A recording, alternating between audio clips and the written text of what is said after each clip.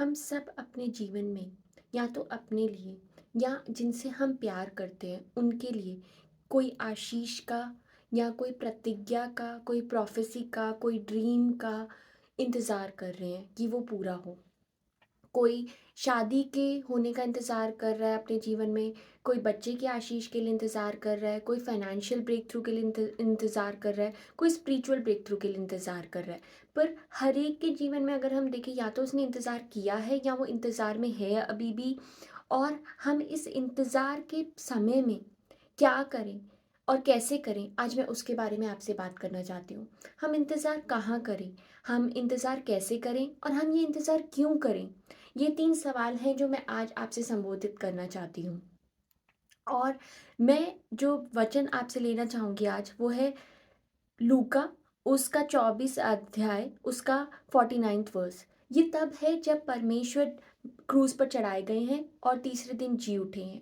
उसके बाद हम सब जानते हैं, जब परमेश्वर क्रूस पर चढ़ाए गए, तीसरे दिन जी उठे, तो वो 40 दिन लगातार अपने चेलों से बात करते रहे, उन्हें दिखते रहे, उन्हें दर्शन देते रहे, स्वयं खुद आकर उनसे बात करते थे, उनके साथ चलते थे, उनको बार बार प्रूव करते थे कि मैं जीवित हूँ और मैं जीवित हूँ, और उनको प्रतिज्ञा देते रहते थे।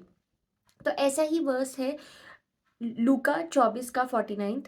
तो परमेश्वर ने उनसे क्या कहा, और देखो जिसकी प्रतिज्ञा मेरे पिता ने की है, मैं उसको तुम पर उतारूंगा, और जब तक स्वर्ग से सामर्थ्य ना पाओ तब तक तुम इसी नगर में ठहरे रहो।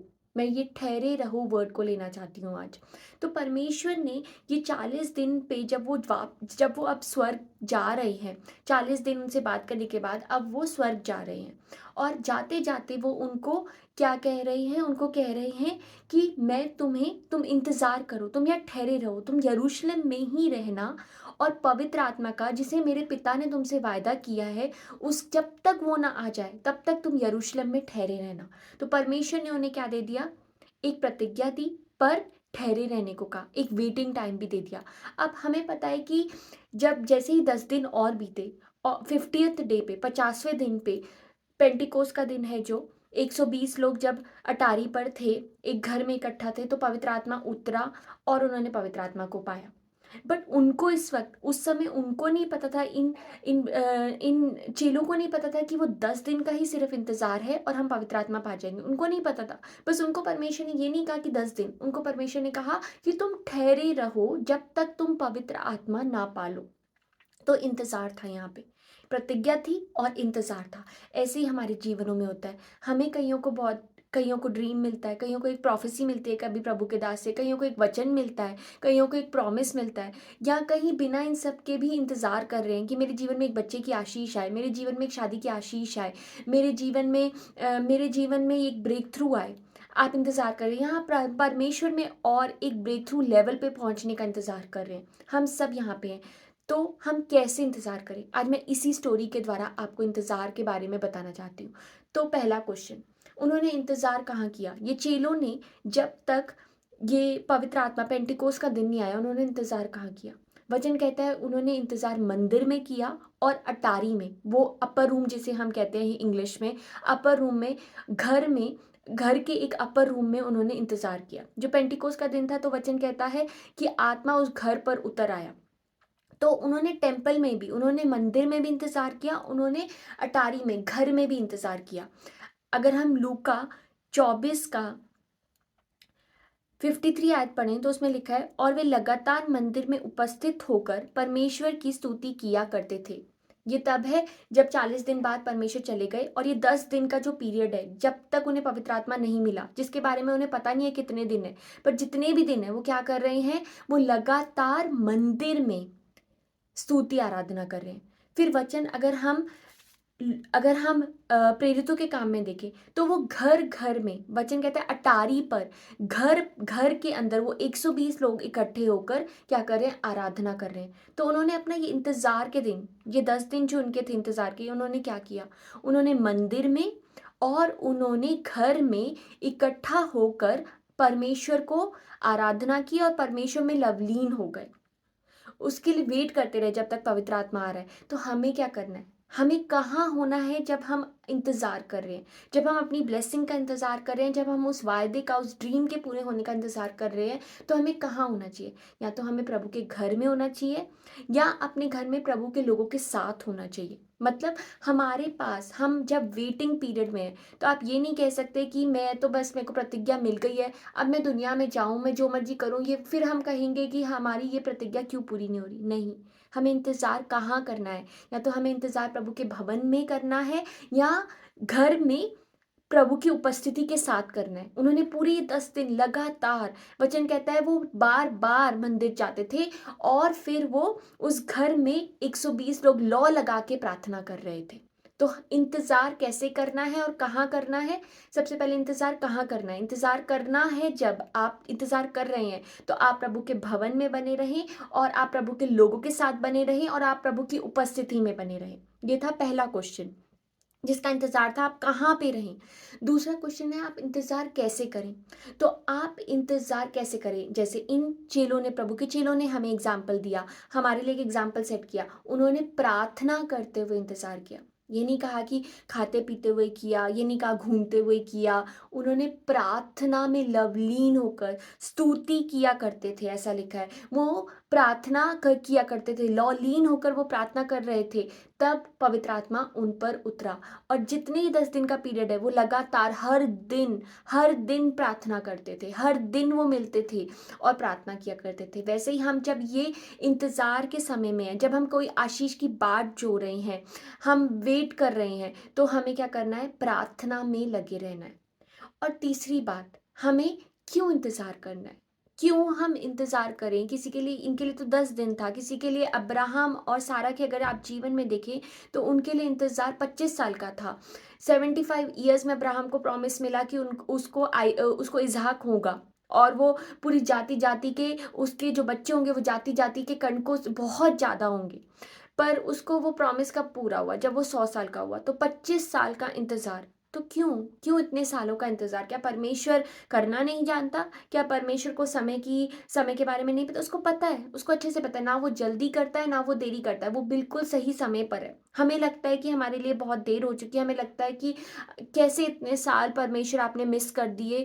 कैसे आप इतने साल हमसे एक्सपेक्ट कर सकते हो? क्या आप यहाँ पे हमारे लिए एक अच्छे न्यायी परमेश्वर हो? पर वो है। उसने, अब अगर हम अब्राहम और सारा का जीवन ही देखें, तो उसने उनको 25 साल क्यों वेट कराया? इसलिए क्योंकि परमेश्वर जानते थे कि अगर मैं अभी आशीष दे दूँगा, तो ये उसे हैंडल नहीं कर सकते।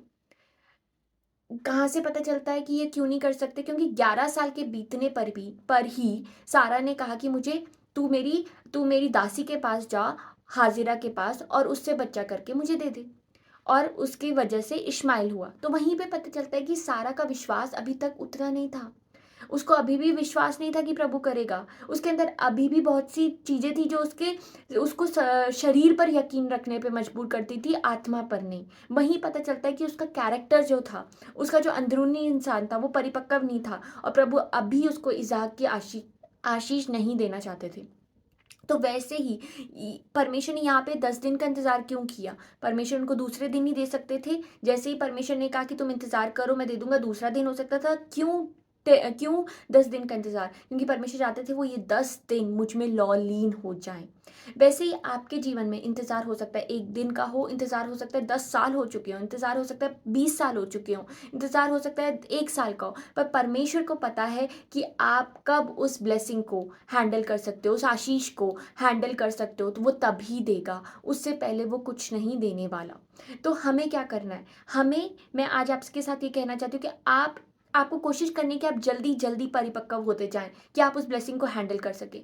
आप जल्दी-जल्दी अपने कैरेक्टर को अच्छा एनहांस करते जाएँ कि परमेश्वर जल्द से जल्द आपको वो आशीष दे सके और जो उसका ठहराया हुआ समय है, वो अच्छा है। आइए हम छोटी-सी प्रार्थना करेंगे। प्रभु यीशु, आज हम चाहते हैं कि जो कोई भी इस वक्त इंतज़ार कर रहा है, अपनी जिस भी ब्लेसिंग के लिए इंतज़ार कर रहा है, परमेश्वर वो बहुत आयत से तुझसे चाहते हैं। और हम सब चाहते हैं परमेश्वर, इस पेंटिकोस के दिन की तरह परमेश्वर होने दे परमेश्वर की जो इंतज़ार का समय है, हम सही जगह में रह के करें परमेश्वर, और हम प्रार्थना के साथ इंतज़ार करें। और जितना समय तूने हमारा इंतज़ार का ठहराया है, हम उसमें परिपक्व हो जाएं, हम उस ब्लेसिंग को हैंडल कर पाएँ परमेश्वर, हम अपने आप को तेरे प्रति समर्पित कर पाएँ कि उस ब्लेसिंग को सही समय पे, तेरे नियुक्त समय पे ले पाएँ, और उसमें और डिले ना हो परमेश्वर, तुझे और इंतज़ार ना करना पड़े हमें वो ब्लेसिंग देने के लिए। तो आज परमेश्वर तू हमारी हर उस चीज़ का जो हम इंतज़ार कर रहे हैं, वो ब्रेक थ्रूज का जो इंतज़ार कर रहे हैं परमेश्वर, वो आज हमारे जीवन में परमेश्वर जब तक ना आए तब तक हमें सही ढंग से चलने का परमेश्वर वो अनुग्रह आज आप दे दीजिए परमेश्वर। वो हर बॉन्डेज परमेश्वर, वो हर डिले का आत्मा जो हमें हमारी आशीष से और उस प्रतिज्ञा के वचन से रोकता है, वो आज हमारे जीवन से जाए, वो आज हमारे जीवन से जाए परमेश्वर, और हम तेरी प्रतिज्ञा की आशीष को लेने पाए परमेश्वर। और इस समय जब हम इंतज़ार कर रहे हैं, जब हम बात जो रहे हैं, तो हम सही तरीके से तेरे पास आ सकें परमेश्वर। तू हमारी मदद और सहायता कर। तेरा धन्यवाद करते हैं। मैं एक छोटे से एग्जाम्पल से एंड करना चाहूँगी। मैं एक पास्टर की टेस्टिमनी सुन रही थी, जो एक बहुत ही बड़े मेगा चर्च के पास्टर हैं, और वो बता रहे थे कि जब वो 6th स्टैंडर्ड में थे, तो उनको वो जो जो जो एक लड़की थी जो 6th स्टैंडर्ड में थी, और समहाउ उसकी टीचर ने कहा कि मुझे लगता है तुम्हारी रीडिंग उतनी अच्छी नहीं है, और तुम्हें 6 की जगह 5th तुम्हें ये 6th स्टैंडर्ड दोबारा रिपीट करना पड़ेगा। उसको निराशा हुई, उसको समझ नहीं आया ऐसा क्यों हुआ, बट उसको ये करना ही पड़ा। और एक लड़का था, और उस लड़के को ऐसे समय पर वो पैदा हुआ कि एग्जैक्टली वो कट ऑफ डेट थी कि उसको एडमिशन मिले। नहीं तो अगर वो 3 दिन बाद पैदा होता तो वो कट ऑफ में नहीं आता, उसको एडमिशन नहीं मिलती, और उसको एक क्लास वो पीछे होता एक्चुअली। बट ऐसा हुआ कि दोनों की टाइमिंग इतनी परफेक्ट थी कि जब ये लड़की 6th स्टैंडर्ड में थी, उसको पीछे जाना पड़ा, और इस लड़के को परमेश्वर ने आगे किया, तो वो भी लड़का 6th स्टैंडर्ड में ही था। वो तब प्रमोट होके 6th में आया, और ये लड़की को उस समय 6th में ही रहना पड़ा क्योंकि उसे रिपीट करना पड़ा। और आज वो दोनों हस्बैंड वाइफ हैं, एक ब्लेसेड मैनर में वो दोनों आज एक बहुत बड़ी मिनिस्ट्री को लीड कर रहे हैं, क्योंकि उस समय उन्होंने एक दूसरे को इंट्रोडक्शन हुआ, और बहुत सालों बाद वो फिर जाने कि हाँ हम ही हैं जो परमेश्वर चाहता है कि हम जुड़ें और हम एक साथ सेवकाई करें। तो परमेश्वर की टाइमिंग बहुत बेस्ट है, चाहे वो डिमोशन आपको लगता है उस वक्त, चाहे वो आपको प्रमोशन लगता है, चाहे वो लगता है कि ये 3 दिन बाद क्यों हुआ, ये 1 साल मेरा बर्बाद क्यों हुआ, पर परमेश्वर की बहुत अल्टीमेट प्लानिंग है। इसलिए परमेश्वर की टाइमिंग को ट्रस्ट करें, और उस समय जब आप बाट जो रहे हैं, तो आप सही ढंग से बाट जोएं। ये सारी बातों का ध्यान रखें। प्रभु आपको बहुत आशीष दे। धन्यवाद।